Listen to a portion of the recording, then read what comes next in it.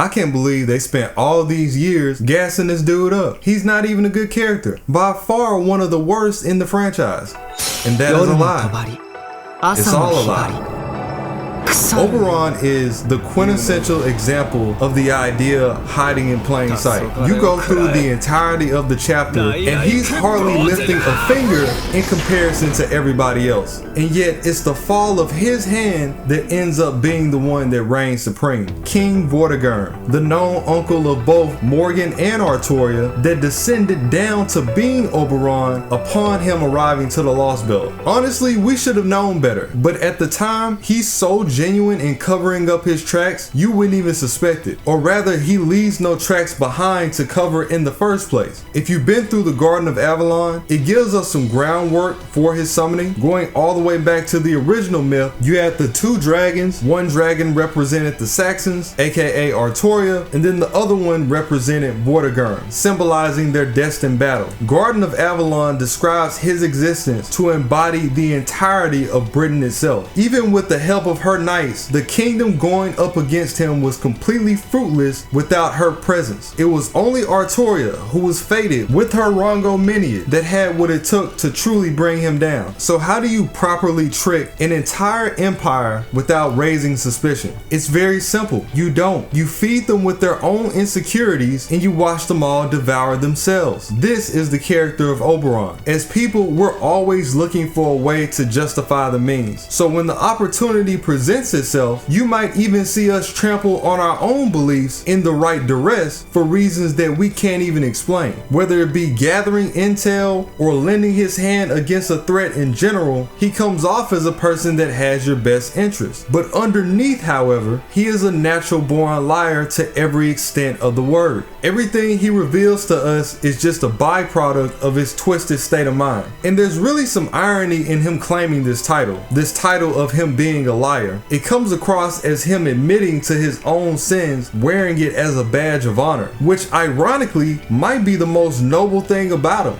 I mean, if you look at other people, they'll lie, cheat, con, steal, and pull the wool over others all the way into their grave, just like Aurora, and won't think anything of it. They pretend like nothing happened. At least Oberon as a figure owns up to it. There's so many acts of him weaving this plan together that you honestly start to lose count. Looking at his nurturing of Castoria as a vehicle that was meant for setting the world straight, her evolution was essential for his plan to come full circle. The closer Castoria comes to her true form, the closer Oberon stands with his, going as far to pretend that he was Merlin, an excellent way to psych her out without leading her to believe that he had any ill will, especially when you had the fairies of Tintagel who were convinced on making a mockery of her. At that point in time, I'm sure Castoria thought Oberon was her only true friend. The manipulation of the Wing clan leader, Murian. For better or worse, Murian always wanted to get back at the Fang clan for what she had perceived that they had done to her own people, when the truth was it was Vortigern who was responsible for their devastation. She had been cleverly led astray the entire time, only for Oberon to come back around and gut her the moment that she goes through the records of the fairies. Crucial information on the state of Britain. Had this been released, then all of his efforts would have been for naught. He had essentially destroyed two clans in one. The sealing technique that he used on Bargus is also something that can't be overlooked. As a calamity, the very nature of Bargas running around as the black dog would also interfere with Castoria's progression. By sealing away her memories of Adonis, this would at the very least give him enough time to accomplish what he needed to, so when Bargas finally did evolve, it didn't really matter.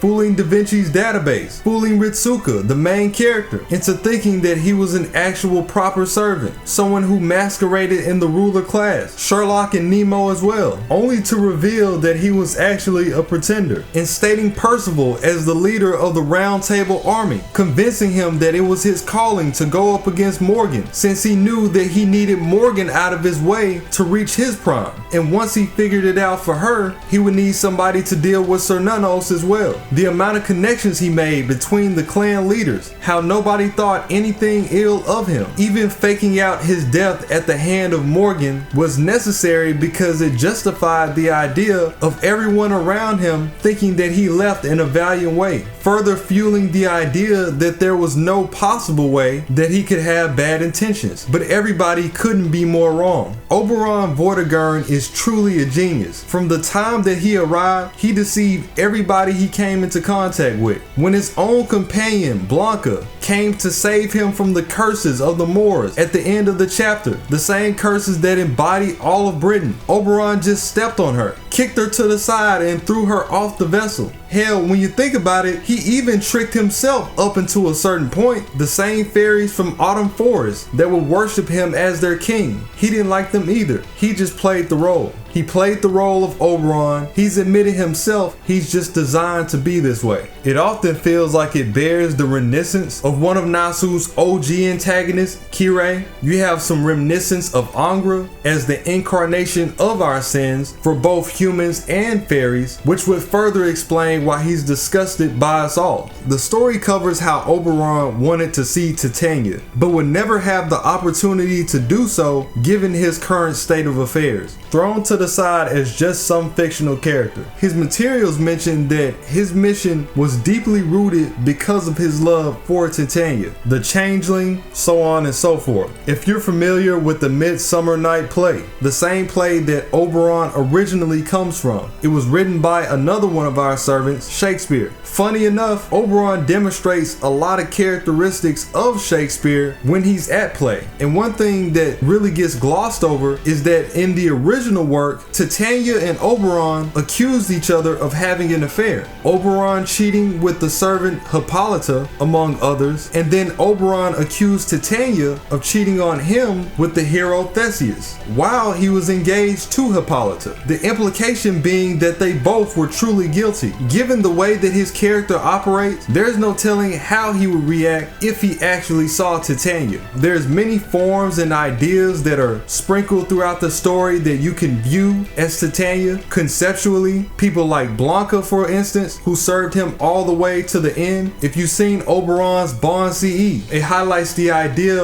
of this princess from Autumn Woods that fell in love with the prince, which kind of mirrors his story. And then you have others like Ritsuka, who Oberon out his very own mouth has admitted that he's been waiting for all this time because he's so gullible. But Ritsuka also understood that there was more to Oberon than what meets the eye. And Ritsuka, considering all the things that he's been through, he's kind of detached from the process and just sees things for what they are. Oberon is as dangerous as it gets before you get off into the aliens. He's the true calamity, one that puts not only the Lost Belt in peril, but the entire planet itself, pan-human history and all. Honestly, he's just as bad as a beast. To me, Oberon stands among the top because, unlike a lot of his other peers, he didn't need 18 versions of himself to be a good character. Just this one appearance alone in LB6 was enough to shake the entire community and rise up as one of the fan favorites. His own illustrator had a phobia for bugs that she still decided to push through for Nasu just to bring Oberon's character design to life. His very existence has a powerful meaning behind it before you even get to the story. From his humanoid vessel that embodies the elements of King Oberon, to Vortigern that's well shown through the darkness in his hands, his feet, his wings, and his tail, to the abyssal worm that devours everything in the chapter, including us. The nature of him being this sludge entity that transforms into the worm